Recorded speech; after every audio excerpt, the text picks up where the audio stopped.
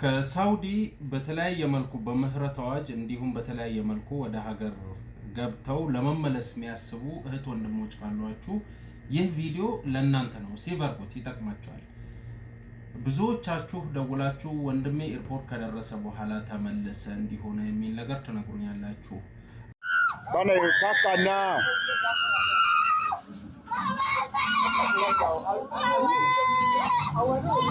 ዋንንታኔ ማልቱ ጅራ ሽራ ኦርማን ተካላምኔ።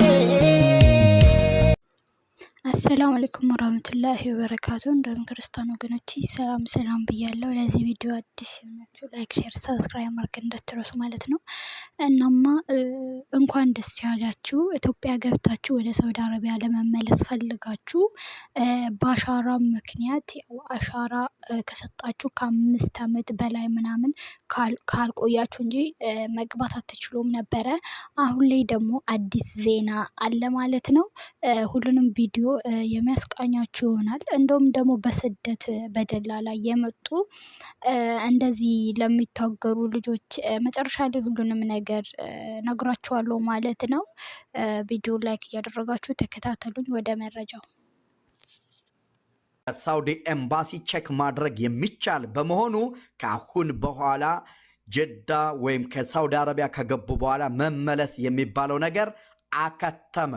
ከአሁን በኋላ ወደ ሳውዲ አረቢያ አሻራ ይይዘኛል አይዘ ከሳውዲ በተለያየ መልኩ በምህረት አዋጅ እንዲሁም በተለያየ መልኩ ወደ ሀገር ገብተው ለመመለስ የሚያስቡ እህት ወንድሞች ካሏችሁ ይህ ቪዲዮ ለእናንተ ነው። ሲቨርኩት ይጠቅማችኋል። ብዙዎቻችሁ ደውላችሁ ወንድሜ ኤርፖርት ከደረሰ በኋላ ተመለሰ እንዲሆነ የሚል ነገር ትነግሩኛላችሁ። አብዛኛው ግን ምንድነው ተብሎ ሲታይ ሰዎች ከዚህ ሀገር በምህረት አዋጅ ሲወጡ ስማቸውን ቀይረው ይወጣሉ። ከዚህ ሀገር የወጡበትን ስም አንድም ስፔሊንግ ስህተት ካለው ፓስፖርት ሀገር ሆነው ሲያወጡ ይመለሳሉ። ምንም ጥርጥር የለውም። ይሄም ማለት እዚህ ሀገር በተለያየ መልኩ ህገወጥ ሆነው ከነበረ ወደ ሀገር ሲገቡ ወይም ሲያዙ የሚሰጡት ስም አንድም ስፔሊንግ ስህተት ሊኖረው አይገባም። የነበረው ስም ሙሉ በሙሉ እሱን መሆን መቻል አለበት። ሌላው ምናልባትም ህግ ሁልጊዜ እንዳስፈጻሚው ነው። የተያዘበት ወንጀል ምናልባት ከፍ ያለ ወንጀል ከሆነ ምናልባት ሊመለስ ይችላል እንጂ አብዛኛው የሚመለሰው የተለየ ስም ተጠቅመው ብዙ ሰው አሁን በስማ ሰጥቶ ገብቶ ወይም አሻራ ሰጥቶ ገብቶ ወደ ሀገር ያ አሻራ የሚጠፋ ይመስለዋል። ያ ስም አለ፣ እስከ መቼም ድረስ አለ። ስለዚህ ስማችሁን እንዳትቀይሩ። ከዚህ ሀገር ስትያዙ ሰጥታችሁ የገባችሁት ስም ራሱ መሆን መቻል አለበት። በዚህ አጋጣሚ በየትኛውም ዓለም ሆናችሁ ትኬታችሁን መቁረጥ ስትፈልጉ ሃሎ በሉን። በየትኛውም ዓለም እናስተናግዳችኋለን። ባና ካካና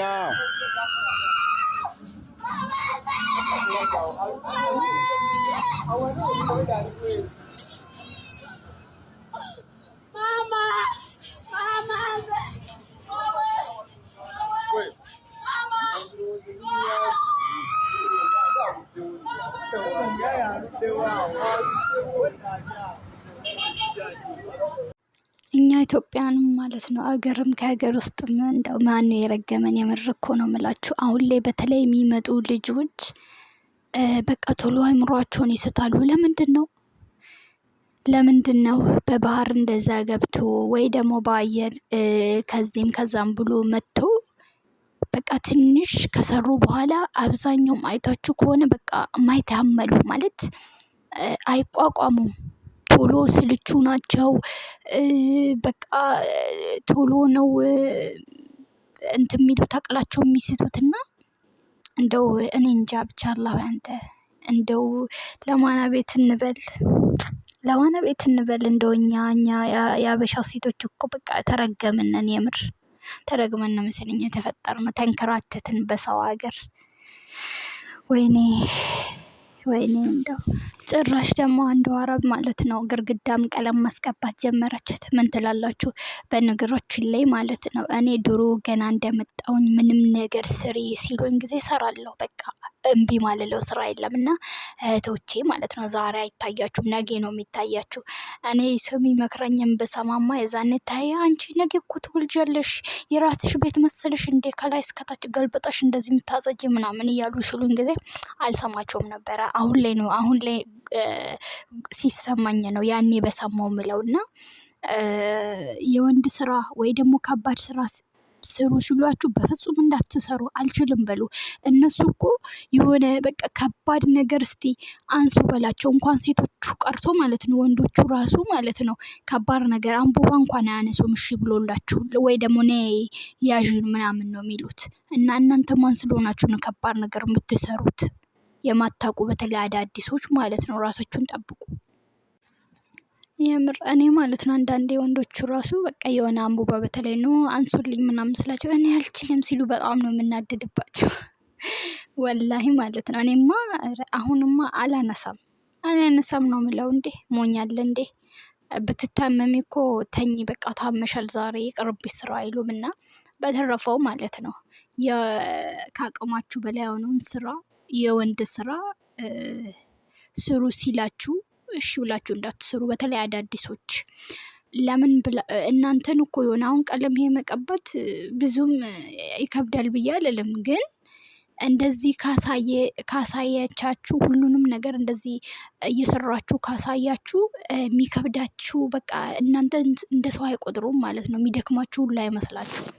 እኔም አንዳንድ ጊዜ ማለት ነው ሴትዮ እንዴት እንደምታናድደኝ ይሄን የሆነ ነገር ታዘኝና ይሄን ስሪ ያን ስሪ፣ ሁለቱም በአንዴ እዛ እየሰራሽ እዚህ አሰሪም እንደ ሰው በቃ ኩሽና ደግሞ ስትገባሳ የሆነ ከስንት አንዴ ገብታ በቃ የሆነ ነገር ወይኔ እጄን ወገቤን ወይኔ እጄን የሆነ ኬክ ነገር ሆነ ሰራለሁ ብላ እንትን ጋር በቃ ማሰለች አይደለም። ሳምንት ሙሉ እጄን ስትል ነው የምትውለው የምታድረው ማለት ነው ወገቤን።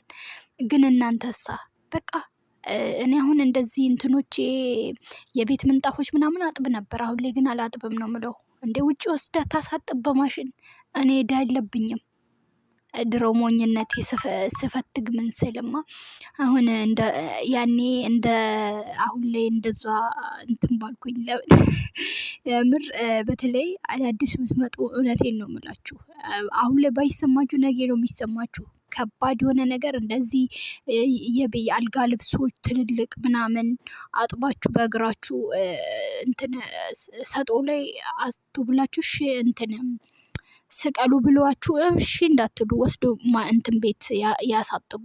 እንደዚህ ምንጣፎች ምናምን እንዴ ምነው ሸዋ ምንም ነገር ወላሂ እናንተ እኮ በቃ የሚደክማችሁም የሚያማችሁም አመመኝ ካላችሁ በቃ አይመስላቸውም። ሰው እንደ ሰው አይቆጥሯችሁም ማለት ነው። እና ማለት ሁላችንም ማለት ነው ለራሳችን ኃላፊነት መውሰድ አለብን። ነገ ራሳችን ቤት ሄደን እንዴት መስራት ነው የምንችል? ነገ እኮ እኛ በአንድ ስንት ያልወለዱ አሉ። እኛ አንድ ወልነው በአንድ ልንቀር ነው እንዴ? ጉድ እኮ ነው። አብዛኛውም ከዚህ ገብቶ በቃ እንትኔን አመመኝ ምናምን የሚሉት እኮ በቃ የዚህ ሀገር በደንብ የምንሰራው ስራ ማለት ነው። ዝም ብለን በቃ ያለ ገደብ የምንሰራው ስራ ሀገር ስንሄድ ነው የሚታወቀን። አሁንማ ምን ይታወቀናል? ለማንኛውም ላይክ፣ ሼር፣ ሰብስክራይብ አድርጉ። በሌላ ቪዲዮ እንገናኝ።